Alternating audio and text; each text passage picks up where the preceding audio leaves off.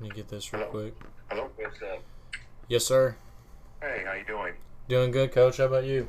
Oh, I'm doing good, buddy. You doing all right? Doing great. Doing great. Can y'all hear me? Yes, sir. Sure can. All right. Cool. All right, coach. This is Landon Pugh. He went to West with me. My freshman sophomore year. He was 2 years older than me. Hey, Landon, how you doing? I'm doing good. How are you doing? I'm doing good, man. Thanks for having me. I appreciate it. Awesome. Thank you for being here. Hey, no problem. All right, y'all ready to get started? Sure, sir. All right, perfect. So, this is Coach Pookie Jones. He was my eighth grade basketball coach, so I'm going to call him Coach the whole time. So, Coach, tell me about your background a little bit and how'd you get to where you are today? Oh man, that's well. Background is just starting from high school. I was fortunate to win Mr. Football in football in 1990. Went to Kentucky, played two sports. Led the team to a Peach Bowl. Got drafted by the Colorado Rockies, which was an expansion team at the time. So I decided to come back for my senior year and played 2-3 years in the Colorado Rockies farm system, and I hurt my shoulder, which drove me ahead of a foreseeable future in baseball. What athletes did you look up to growing up in like any sport? Oh man, there's the one that really stuck out to me was Bo Jackson. Because he was just for that short period of time, he captivated the whole country. He was a two-sport star just like I was, and I was able to play on some of the same fields that he was able to play on. And I remember Coach Madison, he told me that, just had stories about how freakish of an athlete that he was, and I kind of reminded him a little bit of Bo, but now, of course, reminding and being is it was an honor in itself, and just being able to see some of the home runs that he hit at Auburn, and we led the nation in home runs. We actually broke the record. In 1993-94 season, we hit 111, which as a team, we had six or seven guys get drafted, and we went down to Auburn, and we were taking BP, and Frank Thomas and Bo Jackson were hitting home runs like at a tank about 50 yards away from the fence, and heck, we couldn't even get hardly any home runs out at all because it was just dead air down there. And we were like, "There's no way possible this guy would hit balls this far." But that's the legend of Bo Jackson, man. So Bo Jackson was one of the persons that I really looked up to. Deion Sanders, and of course, Michael Jordan was one that I watched all the time. With playing both sports, what's your? I'll start with football. Do you have a memorable moment that like you'd like to share that like was one of your favorites? Yeah, I'd say, leading our team to the Peach Bowl. That was, even though we did not win, it was it was a great moment for the program. We hadn't been to a bowl game in, I think, 10 years. So just leading them to the bowl game, having a chance to win it at the end was a great memory. Playing in front of that UK crowd's pretty. I mean, it could be pretty intimidating at first. What was like the? Was there a specific game when like the switch like flipped where like just like pure confidence and just like no like anxiety or stress? Like Yeah, I think, Turner, as you guys have probably both played sports, your freshman year is kind of chaos. I was a redshirt freshman, so I was just running around just trying to make things happen. Your sophomore year becomes like more of a, okay, we expect you to do this. We hope he's here.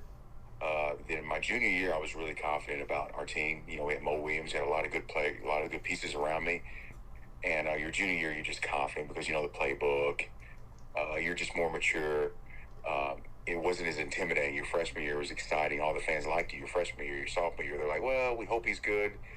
Then your junior year, the expectations go way up. So it wasn't really intimidating playing in front of it. I love playing in front of our fans because our fan base was so good and so unique because they wanted a winner. So it was really not as stressful as you might think to play in front of our fan base because I love our fan base. what's a memorable moment in baseball that's your favorite? Man, there's a couple of them. When I got to pro ball, I hit a home run at home off a changeup from a pitcher from Florida, and he actually came up to me. and said, "Man, I threw a changeup to you at home. You remember that?" I said, "Yeah, I do." I said, "You hit that ball probably 500 feet." So that was very memorable because, a guy came up to me out of respect, just saying, "Hey, man, that ball was crushed." And then to win a game on a home run against South Carolina at home was a very, getting a walk-off home run, you just don't get to do that a whole lot, Turner. So it was really cool. Landon, you want to go to some of your questions? Yeah, I'll go ahead and start. So, Mr. Jones, one thing when going from high school to college is a very different transition. So, what is one thing that you wish you could have prepared for better when transitioning from the high school level to college? Man, that is a really good question because you think that, I was only 4 hours away. There's nothing that prepares you for it, guys. I wanted to come home like 10 times. But my dad said, "You're not coming home. You're going to stay there and stick it out." It's such a big transition. Now you're going from Mr. Football, everybody telling you that you're really good. And my teams were okay, so I wasn't really told that a whole lot. I played for Tony Franklin, who was a great coach. He just retired a couple years ago. He was a hard coach. But, man, you come to any sport and you go straight to the scout team. That means you're basically holding a dummy. So you're running the other team's plays. You're getting beat up. You're getting hit in practice. So that's no fun. So your first instinct is like, okay, is this always going to be like this? So you naturally think, yes, it's always going to be like this. But, once you make it through the scout team, once you prove yourself, and I was doing double too, guys. So my freshman year, I was running county fair because Coach Curry just got there. So county fair is we'd get up at 6 o'clock in the morning. We'd run for an hour and a half straight. Then I would go back and run for the baseball team, which they ran 2 miles in the afternoon because I was a freshman, don't forget. So I had to prove myself. So I was going to quit. I remember being on the training table, and I told Coach Madison, Coach Madison, he said, "Listen, I can't do this anymore." He said, "What's going on?" "I'm running twice. I'm sleeping in class. This is miserable." So I had to respect. It was so cool. Coach Madison looked at me and said, "Listen, we won't run you anymore. I'll talk to Coach Curry." They got together. So whenever I established myself, they were like, "Hey, we're just going to make you run for football, blah, blah, blah. As soon as you get established with football, you come back to baseball." And the rest is history because, I had 2 really quality coaches that really understood that I was at a breaking point where I couldn't do it. My body just couldn't do it. Awesome. So we've seen more and more multi-sport athletes in college and the pros lately. So how did you manage to juggle between the two? And also, how did you go about deciding that baseball was the better long-term option than football? I think my body was telling me juggling from the one, baseball is a lot easier to juggle because, you don't see a lot of basketball. Now, we did have a basketball kid try to play baseball. It's just hard, man, because the seasons kind of mesh. Football and baseball are almost, I don't know about nowadays because sometimes colleges look down on. You're not seeing a whole lot of 2-sport stars anymore, or 2-sport athletes, I should say, because baseball is so, well, you're going to lose at bats, and football is like, well, we need you to be focused on football because it's so competitive. So that's why I kind of respect the Kyler Murrays, the guys that did do both sports, because I think your body needs a break. And it's hard, man. It is really hard to juggle both. That means you basically don't have a life because you're going to commit to baseball, which is almost a year-round sport now. And then you're going to have to do football, which can be almost a year-round sport because if you're a quarterback, or I think it's easier for guys like Kyler Murray, it's harder for us because we play quarterback. But if you're a receiver, a running back, it's a lot easier because you're not having to be the dude, remember plays. Don't forget, if you look at Kyler Murray's, I don't think he lost a game in high school. It's crazy. He was like something unbelievable in high school. So not only did he compete in baseball, he competed on that level in football too. So it's hard, man. I think it's a lot harder now than when I was doing it. I'll kind of go off of that answer. So if you could do it all over again, would you? And what would you do differently if you would? I would, man. I enjoyed my time. If I found a school, because that was my key, was whenever I was getting recruited, I said, hey, I want to do both. So I don't know if they would, what would I change? I wouldn't change anything. I would still go at it that way, but I don't think the universities nowadays would look at it as a good thing because I think, they are so like Levis. Let's take Levis right now for UK quarterback. Could you imagine him going to play baseball? they're going to be like, no, you're not going to play baseball. You're going to get drafted. We don't want you playing baseball. We want you to focus on football. I think it's harder to do it nowadays unless you really have that unique coach. I wouldn't change anything, but today I think I would have had to have chose between baseball and football. Gotcha. I'll turn it over to you before asking a couple more. All right. So, Jacob, your son is racking up offers now. How is like has it been pretty hard, like trying to just like be more of like a dad than a coach? Yeah, it has, man. This summer we really just kind of, we're just throwing breadcrumbs out there to teams. It's really hard, man. I'll be honest with you guys. Being a quarterback, you just think about this for a second. I didn't realize this, how fortunate I was. The quarterbacks are only going to take one a year. Receivers, they take 4. Linemen, they take 5. So, put that in perspective, guys. It's hard to get recruited as a quarterback. And there's so many quality quarterbacks out there right now. So Jacobs, I'm really proud of him. I've just really tried to help him. I've seen him grow as far as his weight training. He's only 17, too, Turner. A lot of people... And I just talked to a guy at the Chipotle. He's a lineman from Woodford County. A lot of teams are big on camps. Come to our camp. If you do good, we'll offer you well. I'm an old school coach. I don't care what you do at a camp. I mean, because you guys have played basketball, Turner. You see showcase kids. Mm-hmm. Oh, man, this kid plays great. He shoots good with nobody on him, no pressure. You know what I mean? But what does he look like on the film? What does he look like when the tape's on? So I'm just kind of, old school, and, hopefully teams will start not really doing more with, I know there's a lot of teams out there that do not just, rely on camps. They say, hey, let's look at his film. Jacobs had a really good season. He has to have a good season this year, and I really believe he will. Whenever you're talking about the two sports, I know that Jacob played in baseball for a little bit. And was that his decision, to where he prioritized football over baseball? He did, and I was a little bit disappointed with it because I felt like you want to have an option. I did baseball because my dad was like, hey, let's have an option.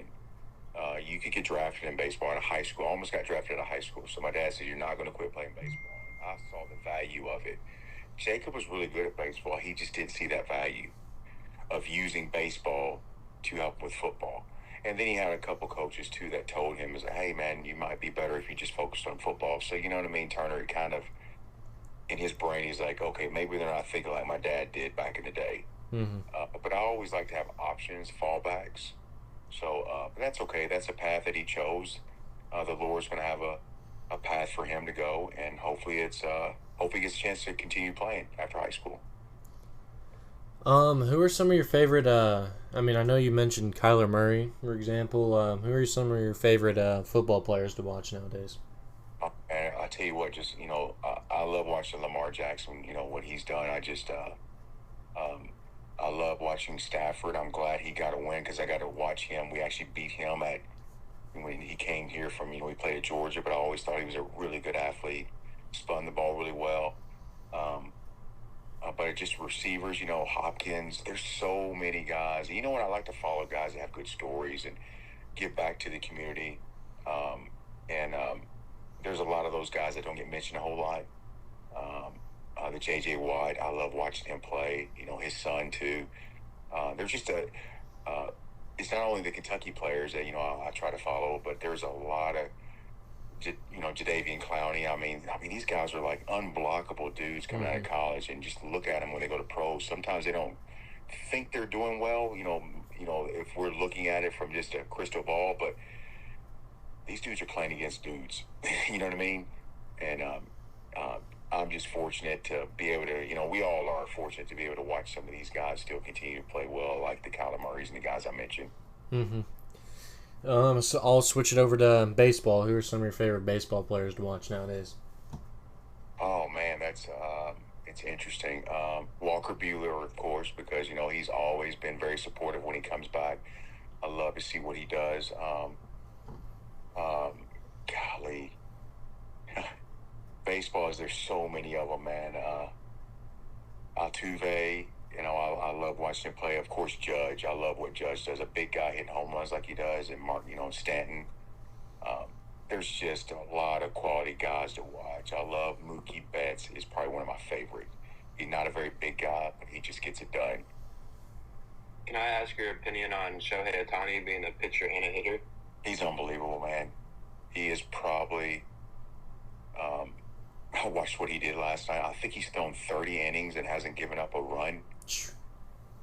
He's filthy, man. And they need to. I hope they don't. I hope they get enough talent around Mike Trout and him to do something, because it's going to be a shame. And I think Mike Trout's starting to get frustrated because they can't seem to get over that hump.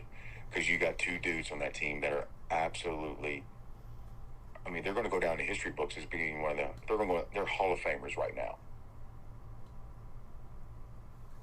Landon, you can go to some of your questions again. All right, so I'll kind of pick up with your son Jacob again. So now that he's starting to get some Division I scholarship offers, what would you tell kids, even your son Jacob, that are getting offers to instruct them, like how to keep their eye on the prize and not get sidetracked now that they're getting these offers? Yeah, it's so hard. We talk about just off the field stuff, guys, because like. I hate to say this stuff, this fentanyl stuff they're doing, these jewels that kids are taking. I always try to preach to my middle schoolers.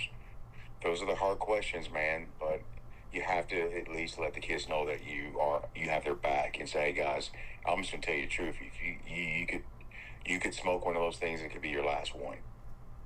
So we just try to keep our really good athletes, because we do have a lot coming through right now. West Chestnut's got about 3 or 4 kids that are going to be able to help somebody on the football program, whether it's Division I, whatever, my low division, Division II, and you gotta just make sure that you surround yourself with like-minded individuals, guys that want to get out of West Chessman, East Chessman, guys want to get out of Fayette County, want to go to the next level.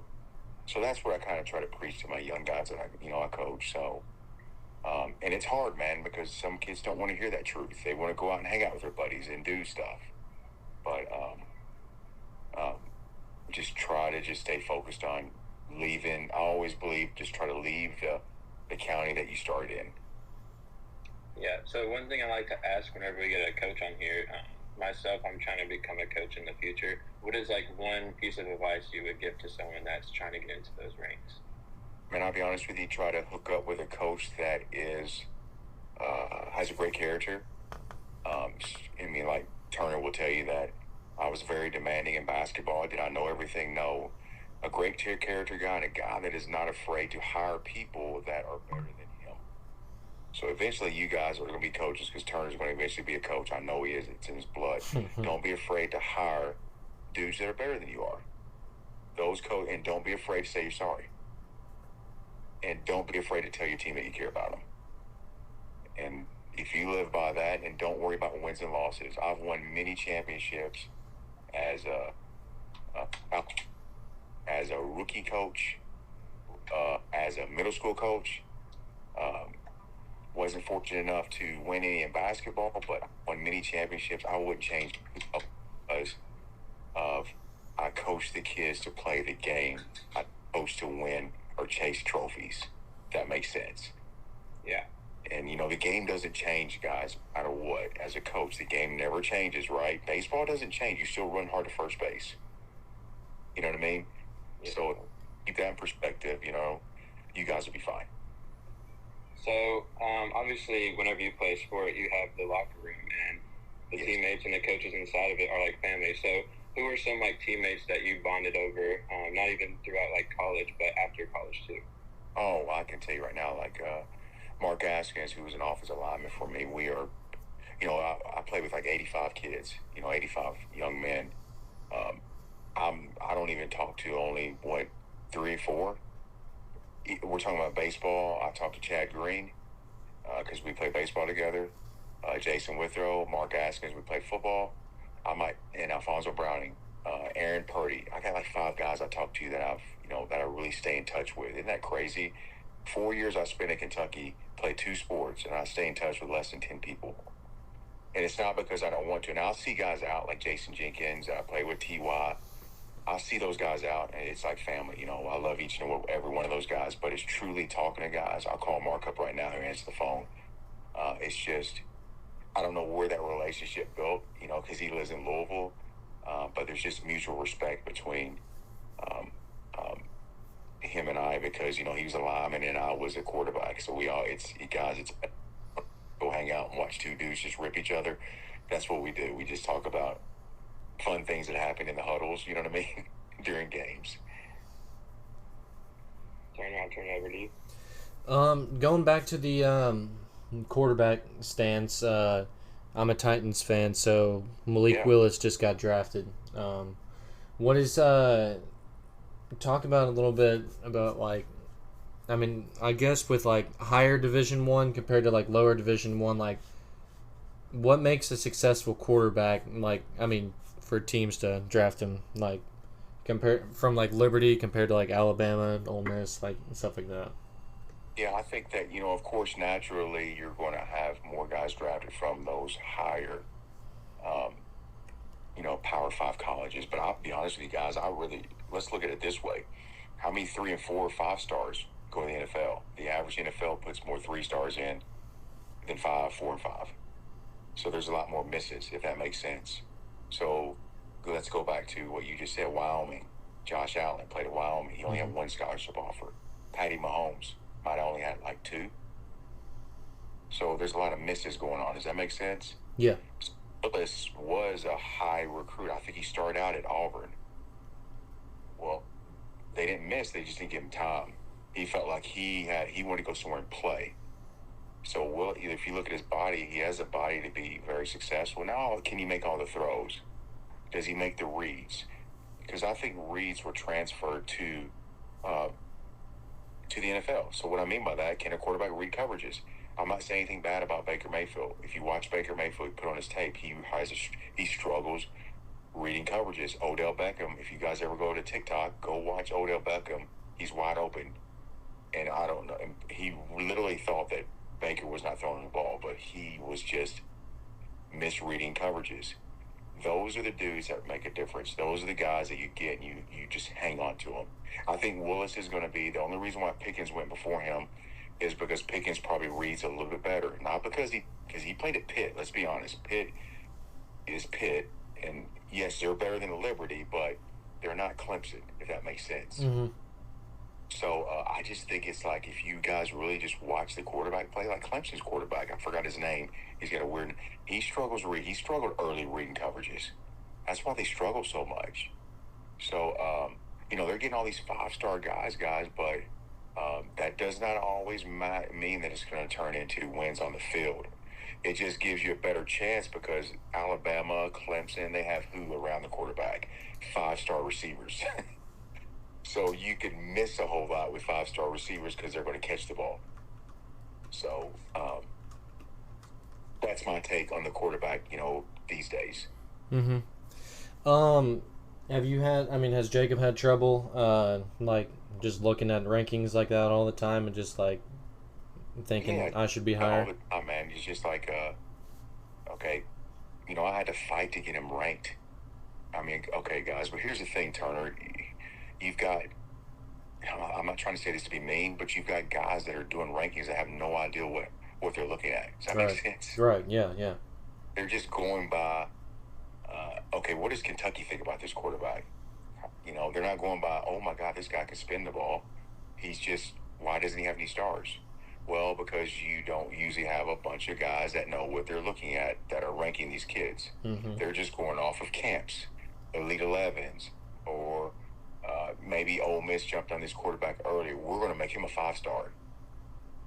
He might not even have any good film in high school, but just because he's getting recruited by everybody, all the Power 5 schools, they're anticipating him being a 5-star dude. Does that make sense? Yeah.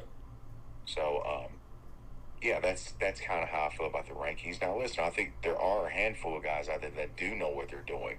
Maybe more, okay, Turner? I'm just saying that there's some out there that just are like piggybacking other people. Mm-hmm. Going on college quarterbacks, it's kind of both sides with this one. How many years do you think a program should give a quarterback to try to be successful before they turn to like the backup? I think if you're starting from scratch, if these kids aren't redshirt now, so they don't have that luxury of having an extra year, which I think that's because the transfer portal has made it that way, or coaches are losing their jobs, Turner. So they're like, okay, we need you to play now. So they're rushing these kids. Does that make sense? Yeah. 3 years, man. I mean, look at Lamar. Lamar was at Louisville for 3 years. Mm-hmm. The Willis kid he was there for he played for 3 years. I mean, just to say like Peyton Manning's, nephew, he's going to Texas. Look at what happened to what's his name? God, he's at South Carolina and I played Oklahoma. Rattler. Oh, come on, guys. I mean, he was really good his freshman year. Remember that? Yeah. His sophomore year, he struggled, but they got a Williams guy behind him. Well, they played, quarterback, you got to keep him happy. Well, Williams outplays him. Rattler, he did have some underlying attitude issues coming out of high school, but he's told he's been great.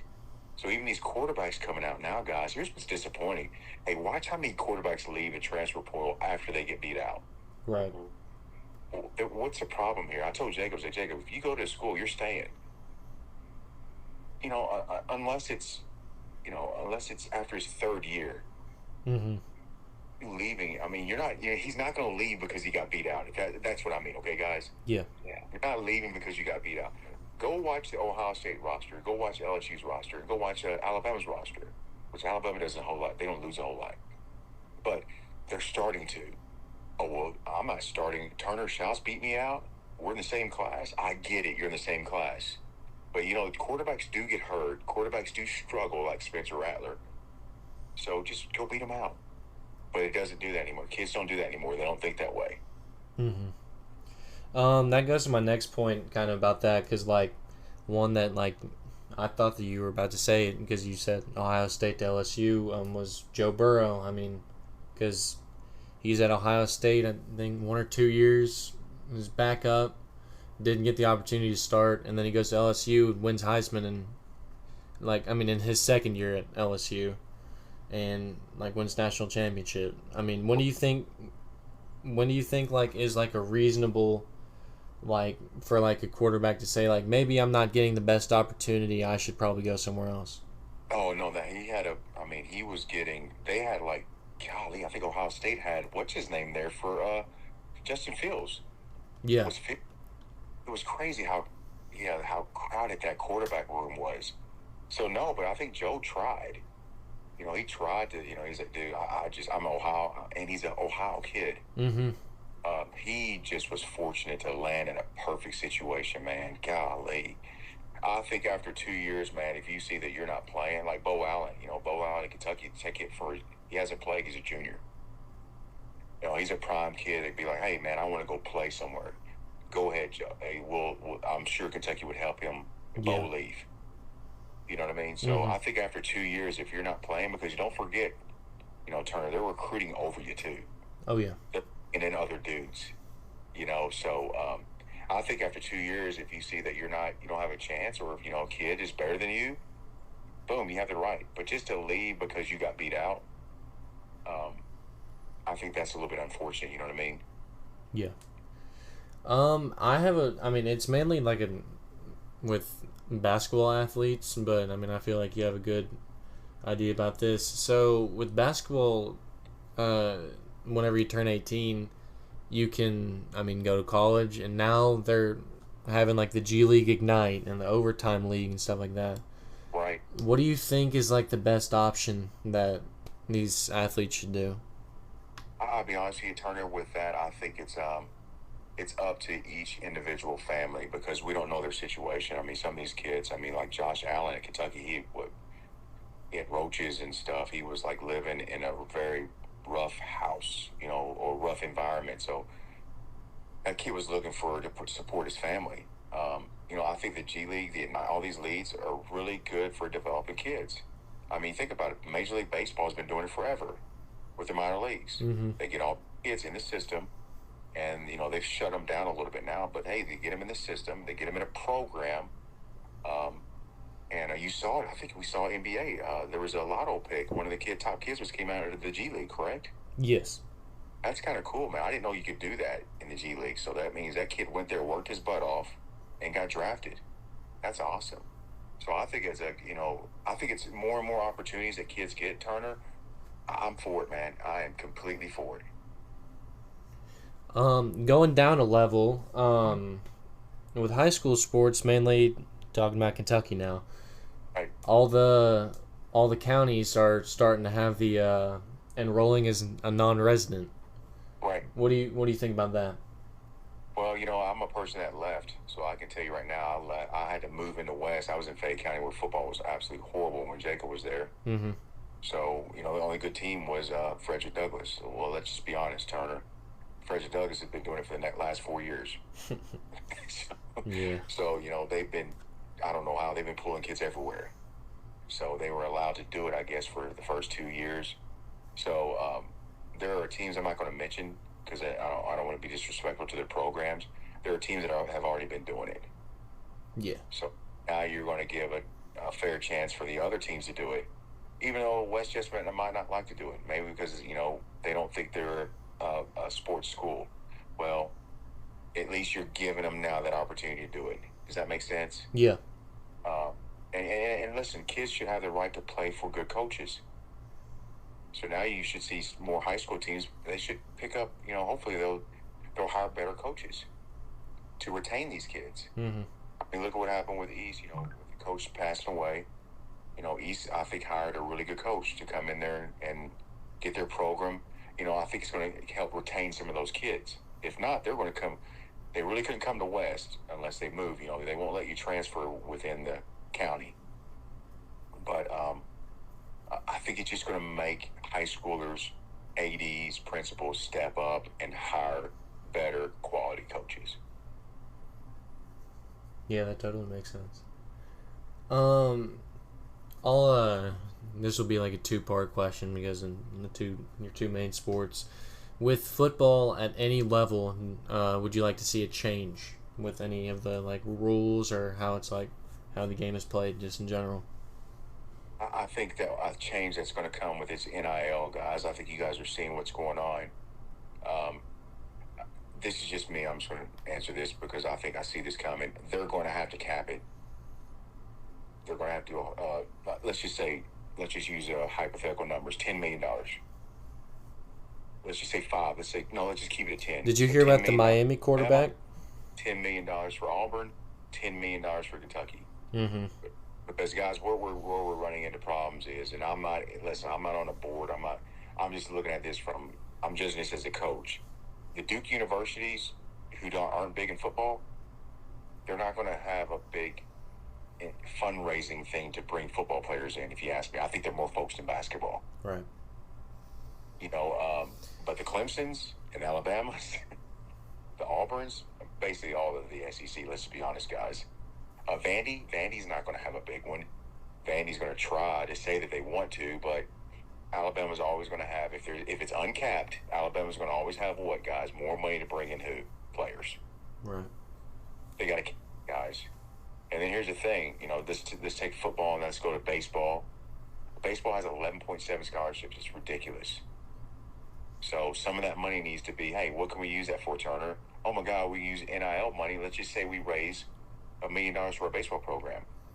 That does what, Turner? It brings in 20 more players, 30 more players that are now not against a scholarship. We can make them go to school for free. And these are top players. I think that's where we're headed, Turner, with this NIL money. If you get really creative with it, if they can kick some of that, but now you're going to run into girls, okay? Where's this going to end, guys? Yeah. Because the girls are going to be like, okay, Title IX,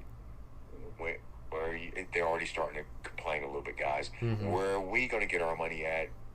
We know football brings in most of the money, but when can we get our hands on some of that money? Yeah. So it's just a wild, wild west right now, guys. And they're going to have to control it. NCAA does not want to do anything with it. Yeah. They just face it. So, hypothetical thing, because one of the perfect examples with that is there was a South Dakota State player who was looking to transfer, and he got offers from like, I mean, this was with basketball, and he got offers from like everybody. It seemed like, Kentucky, Duke, everybody. He met with Kentucky, and from what I've heard, he said that he wanted more NIL money and wanted a better role than just a Kellen Grady role, which, in my opinion, Kellen Grady role was pretty dang good last year. What do you think, like, if you're a college coach and the athlete starts talking about NIL, does that, like, turn you off right away? Or what do you think? No, it can't. Turner, we live in a life now. We live in a world now where me. Mm-hmm. I mean, we victimize the victims. I mean, we're making guys that are breaking in and robbing jewelry stores, we're going to pay them money. So you're asking kids or athletes to say, hey, Wandale Robertson, you hear what he said, Turner? He said, I need $1 million or something. I heard he needed $1 million to come back. Wow. And Kentucky said, we'll offer you $600,000 or smaller. Okay, I'm not for sure. Can't verify that, but I just heard. So no, Turner, I think that's just where you have to just say, okay, this is a recruiting thing. And Turner, we don't have, I'm not saying this to be mean, you're not dealing with always just the kid. Yeah. That makes sense? Yeah, that's true. You're dealing now with a parent who is trying to make money off of their kid, which is perfectly fine. You can do that. He's your kid. So now you're dealing with a college kid who understands that I'm a free agent. You see what I'm saying? The San Diego State said, hey, I'm a free agent. All right, so, hey, here's what I want. Here's my demands. But here's what's going to happen. They might give him the money, but as soon as he gets on campus, man, listen, I got you wrapped up. But here's the thing. Now he's got to recruit a kid. You're doing more recruiting to keep kids on your campus, guys, than you are recruiting them to come in. Because what happens if he does it? He comes in, gets that money, and then, like, I don't feel like I'm getting treated like Kevin Grady.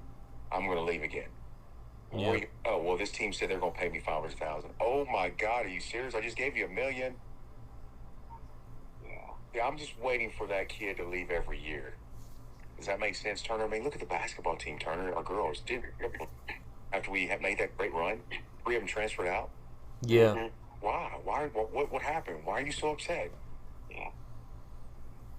And I am. Yeah, I don't get it, man. What are you looking for? We just won. We won the SEC. What are you unhappy about? Do you need more money? What are you doing here? So I think, man, I'll be honest with you. It's a Pandora's box where they're opening up. Because, Turner, you just look at the Pittsburgh receiver that played with Kelly Pickens. That kid is absolutely filthy. Well, he's going first rounder. He's left Pitt. I mean, Pitt made him who he was. I don't know if he went to Alabama or He went to USC. USC. Oh, come on now. He got paid. Yeah. Oh, yeah, I did hear about that one. Well, the same thing with the Oklahoma backup who took Rattler's job. He transferred to USC to follow the coach for money. And listen, I respect him, though, Turner, because what did he say? I came here to play for who? That coach. Yeah.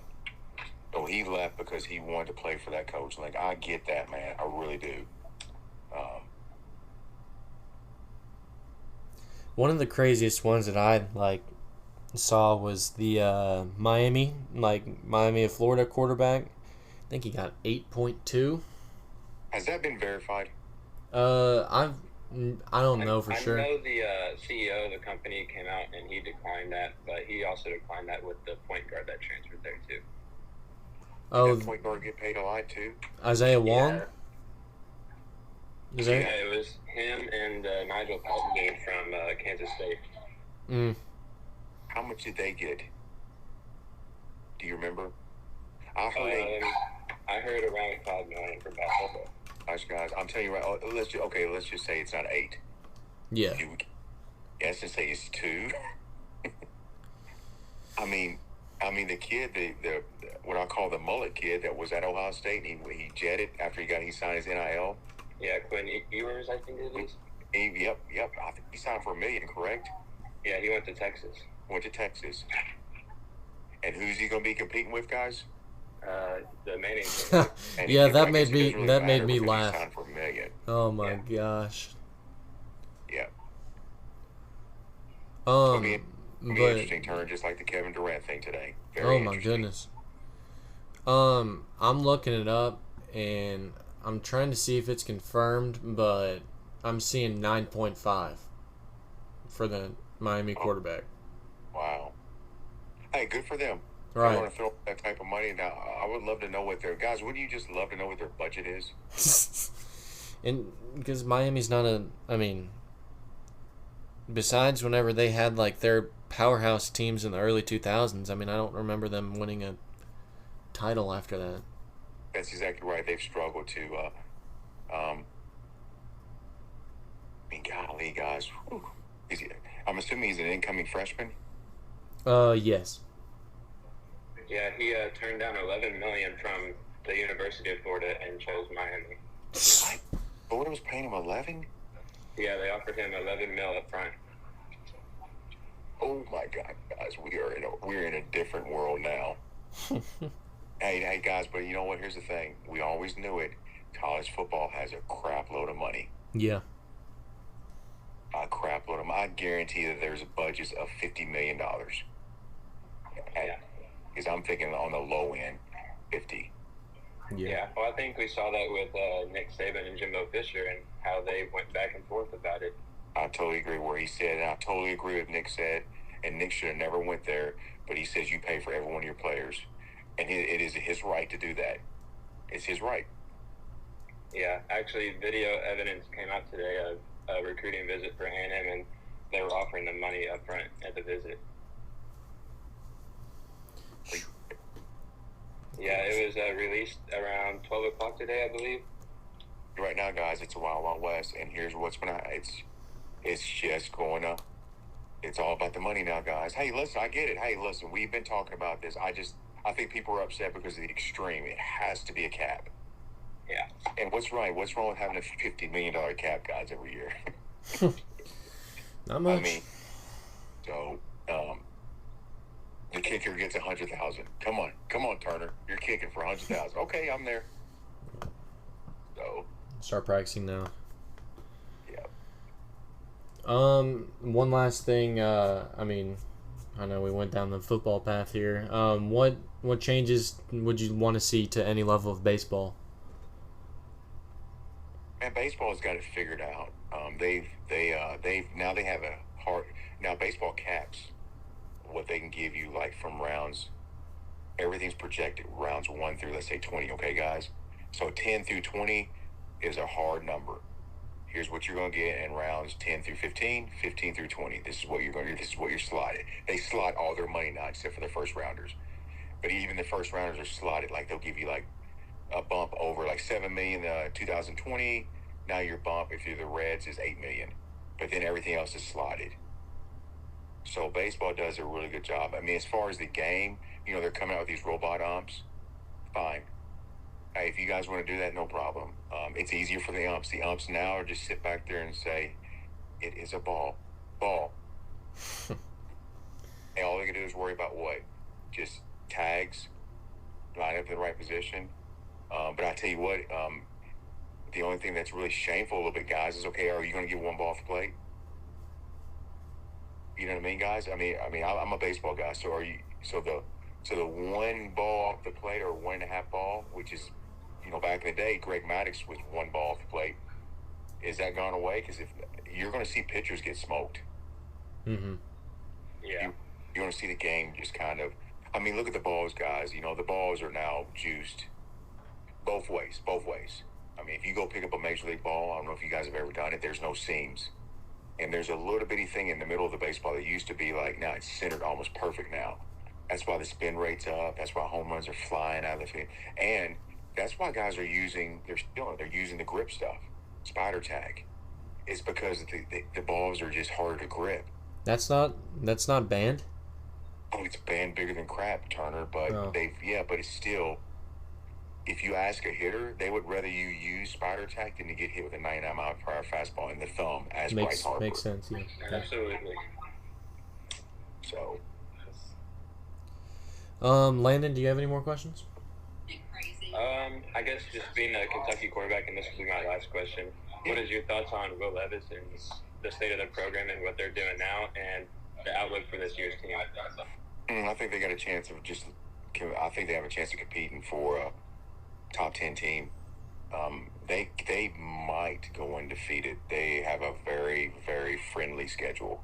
Mm-hmm. Worst case, they'll lose 2 games, maybe, guys. Willigan, he's put. If he has a good year, which he should hear his name called easily. Mm-hmm. And I don't think she rolled. He needs to learn how to get down and not take too many big hits. Yeah. The last, the wrap up thing is, do you have any advice that you want to share or anything that's on your mind? No, guys, I really appreciate this. You guys keep doing what you're doing. If you guys need anything from me, let me know. I really appreciate you having me on your podcast. I appreciate you coming on. Thank you for joining us. Yes, sir. Yeah. All right, we'll let you go here. Like I said before, I appreciate you coming on. Yeah, I appreciate it, man. And please send it to me. I'd love to hear it and see. I'll give you some feedback. Sounds good. All right. Thanks, guys. All right. See y'all.